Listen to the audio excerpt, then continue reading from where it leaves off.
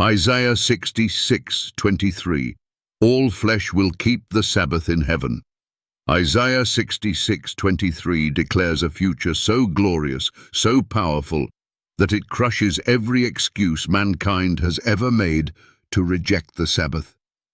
The verse says, "And it shall come to pass that from one new moon to another, and from one Sabbath to another, shall all flesh come to worship before me, saith the Lord."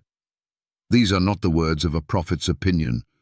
These are the words of Almighty God, speaking of the eternal future in the new heavens and the new earth.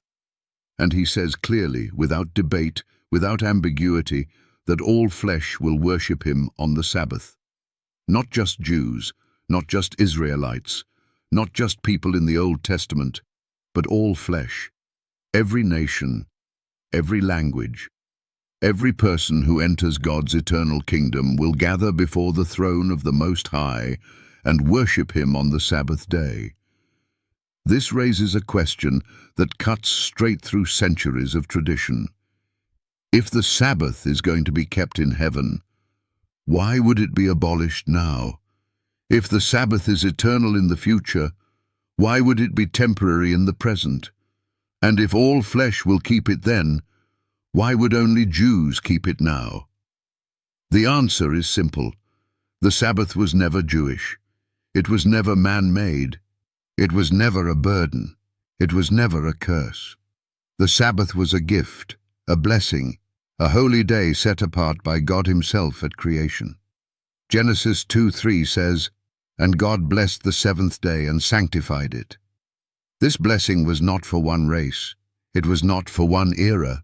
It was for all humanity. God did not bless the Sabbath only until Christ rose from the dead. He did not sanctify it temporarily. He did not give it with an expiration date. From the very beginning, the seventh day was holy, and Isaiah tells us it will still be holy in the new earth. So, if it was holy in Eden, and it will be holy in eternity, how can anyone say it has been abolished in between? Jesus honored the Sabbath. His disciples honored the Sabbath. The apostles honored the Sabbath. And according to Isaiah, the redeemed will still honor it in heaven. So who changed it? Who declared it null and void? Who gave mankind the authority to replace what God sanctified? The truth is undeniable. The Sabbath was not changed by God. It was replaced by man. Long after the Bible was written, long after the apostles had died, the Church of Rome stepped in and through tradition and political compromise, transferred the solemnity from the seventh day to the first. But God never approved that transfer. Not one verse in the Bible authorizes it. Not one divine command supports it. Heaven never changed the day. Isaiah 66:22-23 speaks of the new heavens and the new earth, the eternal future of the saved. And in that perfect, sinless world, God's people will still gather every Sabbath to worship him. This is not a metaphor. This is not symbolic. This is prophetic truth. It reveals that the Sabbath is not just part of the Old Covenant, it is part of God's eternal plan. The Sabbath is not just about rest, it is about relationship. It is a sign between God and his people, a reminder that he is the Creator and we are his.